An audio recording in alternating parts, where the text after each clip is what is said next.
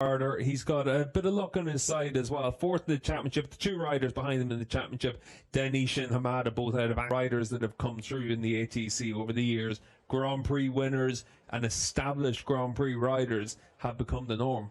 This is Adrian Deo, and I would suggest that he's one of the men to watch.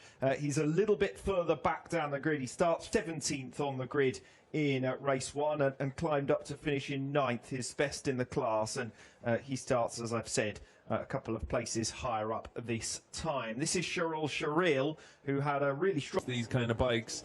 And that's where it takes a little bit of time to get that experience. But certainly all these riders, we've seen it time and time again in the ATC over the years. They're all very competitive, very fast. There's a really good screening process now to get through these riders. I was actually in Malaysia a couple of years ago for the MotoGP race, went down to the karting track in Sepang where they did the tryouts for ATC.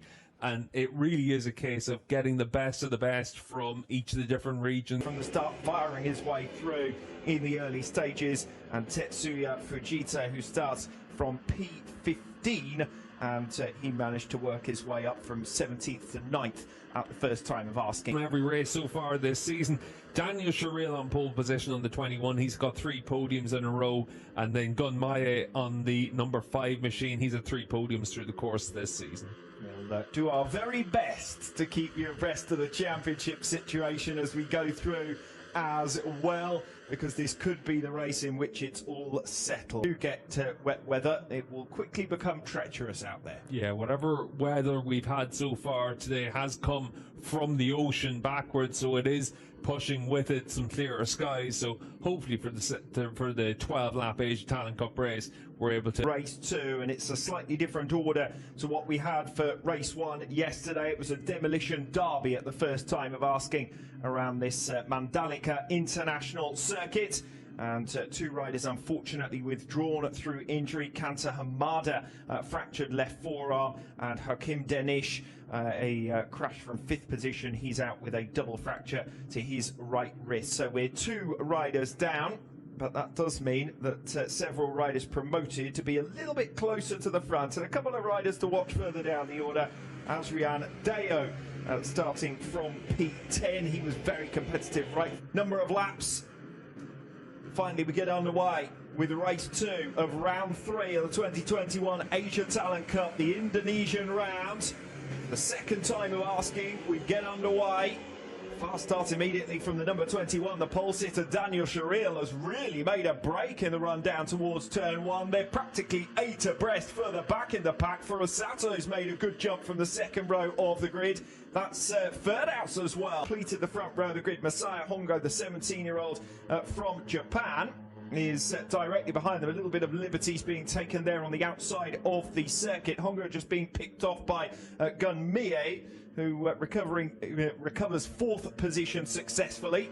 Furasato getting back on terms with Firdaus now, and Mie following him through. Hongo's been relegated down to 5th position, but the main loser of the opening lap has been Carter Thompson from P2 down to P7. A little bit of rubbing in the top 5 positions. They're only costing one another time at this stage. Yeah, and certainly at the front of the field, Daniel Sharil has to take advantage of any scrapping that goes on behind him. He's been able to open up a pretty good lead on the opening lap. We'll see if the likes of Furasad is able to close down that 0.7 of a second. Firdaus was the rider to lose out in that scrapping.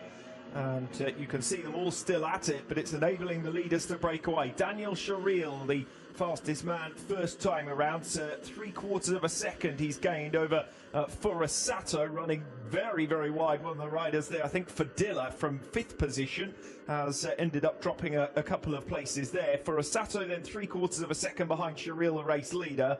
Another 1/2 second back is Mie in 3rd place. Then it's Hongo on the number 17, the yellow helmet you can see there. The number 6 of Carter Thompson, entire pack behind him, still 1.5 seconds, covering 4th all the way down to 10th.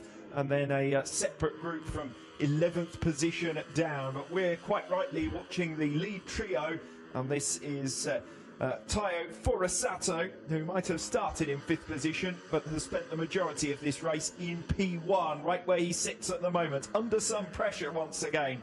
from Gunmere. We'll see if he can come through this 7-8-9 complex where they're making it through now in towards turn 10, and if he jams it down the inside like he did a lap ago, and whether Furusato has got the answer again on the outside. It's Sherrill this time trying to make the move. Mie comes in late. Oh, goodness me, with a bit of a wobble there as well. Almost collected the back of Furusato. That could change the championship complexion very quickly, couldn't it? Yeah, Furusato's brave to hold that outside line and sweep all the way across and hold on to that position. You can see in the second group, it is still Hungo leading the way, and then the number 10 of Firdaus. We've seen that Carter Thompson managed to get into the top 5 on this lap, but Hergen's got through on him again. That's one rider running off. It could be Adatama that's gone down there in the number 3 machine. That was a big incident out the back of the shot, and Adatama running straight on in towards the gravel trap, and that is a real shame for Fadila Adatama,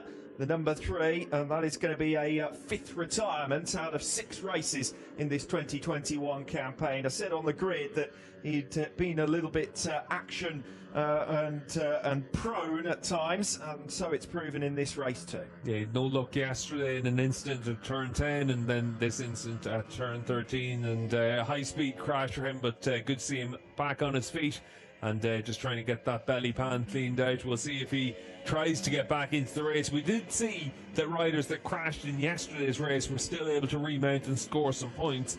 We'll see if he can do that. But like you said, Alex, he's had 4 retirements already this season, and then another crash in this race. Well, we didn't get 15 finishers yesterday. We had 7 riders retiring from a 21 rider grid, so all 14 that finished scored, and that you can see why he's collected another rider before going straight on. I think it might have been Dandy that he collected there on the number 11 machine, and just left with nowhere to go. A bit similar to what happened to him in yesterday's race as well.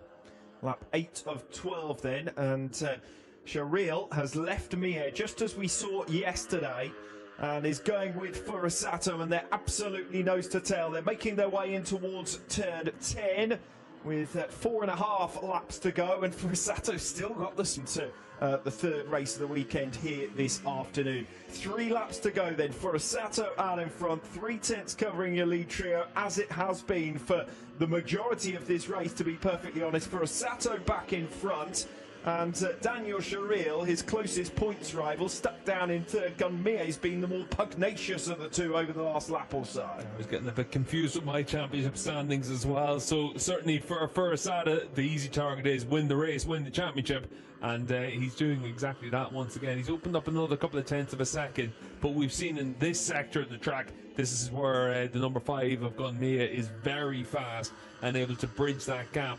But we also know Daniel Sherrill in yesterday's race had that edge in the closing stages. He needs to get through into 2nd spot to see if he's able to take the fight to Furusato. Furusato is your leader. Mie then in 2nd position. We've seen most of the moves in the Asia Talent Cup this weekend, and also most of the crashes in towards turn number 10. They're 3 abreast this time around. Furusato on the 15 on the outside. Mie is getting moved out of the way now by Daniel Sherrill, who comes through for 2nd. Yeah, Sherrill did a good job there to hold on to 2nd spot. We saw that bike moving around a lot in the entry into turn 10. As you said, Alex, that's where we saw a lot of incidents in yesterday's race. So it is a place where you can make overtaking moves. It's also a place where it can all go badly wrong. 2 laps and 1 sector to go now. We're on lap 10 of 12, a reduced length to this race after a delay due to weather conditions. Think about where he can defend on the run in towards turn 10. He has been stronger everywhere else around this track all the way through this weekend. He's going to force Sherrill to go around the outside into turn 1.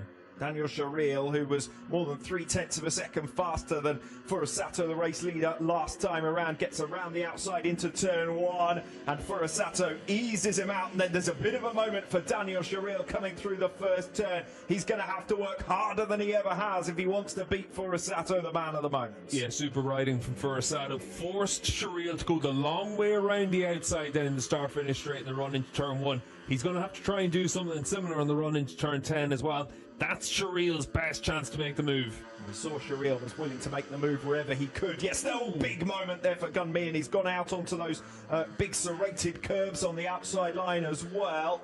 So that rules him out of a fight between these top two, because there's 0.6 of a second already between second and third positions, and Gunmi has got it all wrong there on the final lap. He holds on for a podium position. Shireel to the outside line then as they come in towards turn number 10, tries to go the long way round. He'll now switch it back. It gives him the inside line for turn 11. Daniel Shireel has thought about this in advance, but he's not quite alongside. Furasato defends the position through turn 12, where Daniel Shireel passed Furasato here yesterday. These two have swapped and changed. There were 0.8 of a second across the last timing point between the two of them. Shireel gets nerfed to the inside. He takes that as his opportunity, as his call to arms into turn 13 and comes through. Then Furasato recovers it coming through turn 14. It's a head-to-head on the final lap that will determine whether we go to another race in the Asia Talent Cup for 2021 or whether we have just settled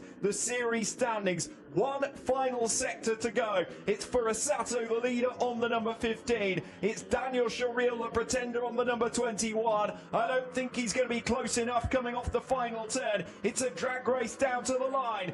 Furasato holds on, and Tayo Furasato claims the 2021 Asia Talent Cup with 2 races to spare. I actually thought Furasato might have gone too defensive there in the final sector, judged it to perfection.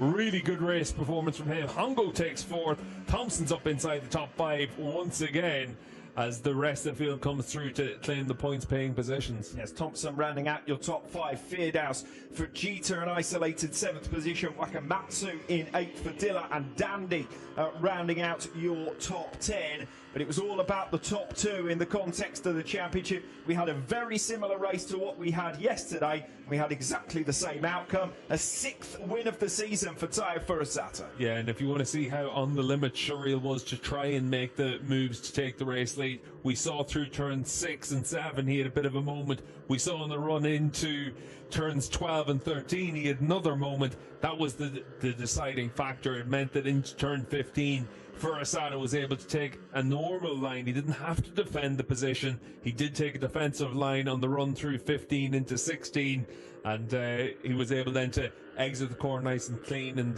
hold on to that race victory. He was able to take it by 1/10 of a performance. Really impressive, and it's how cool a head he keeps as well. We saw in yesterday's race, we saw in today's race as well, the same story. Very impressive young rider, and we also saw that blinding pace from the start of the season in Qatar, where he was able to win both races by over 9 seconds. 4 second places in a row for Daniel Shireel. He's going to be getting fed up with this. It's all 4 of them that have been less than a 1/3 of a second between himself and Furasato. And he's got 2 more opportunities to at least try and take that first victory since his comeback. Yeah, it has been a really impressive comeback. We talked about it after race 1 when he had a fractured leg in Sepang a few years ago. Almost had to have his leg amputated. So it shows just how impressive a job he's done to recover from that. The 18-year-old, and able to take his 4th consecutive second place finish, and certainly you'd like to see him end the season with a race victory, but Furasato's performances, they don't tend to leave the door open for too much. No, but Shireel's story is only missing that one final chapter, isn't it? Last a winner in 2018.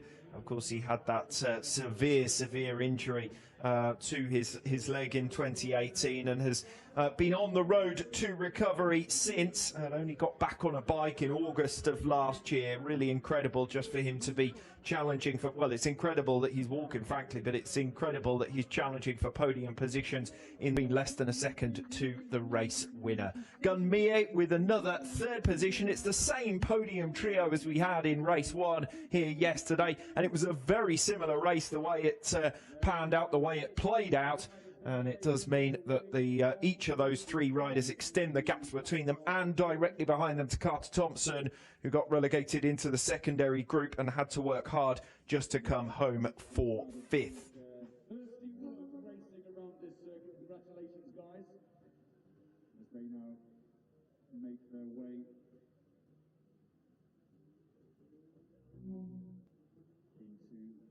backstage, a couple of them grabbing a drink, congratulating each other as you can. And the championship standings upon the completion of round number 3. Still one round to go that starts as early as this afternoon.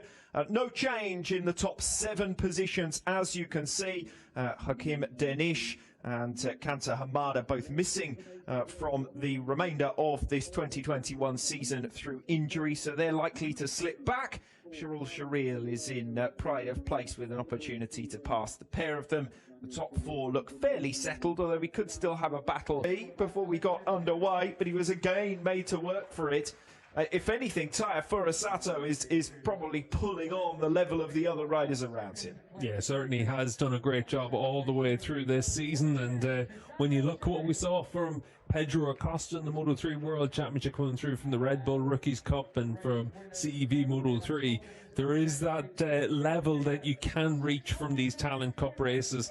And certainly for Furusato, he's going to be a rider that everyone's going to be quite keen to see how he gets on in the Qatari Grand Prix.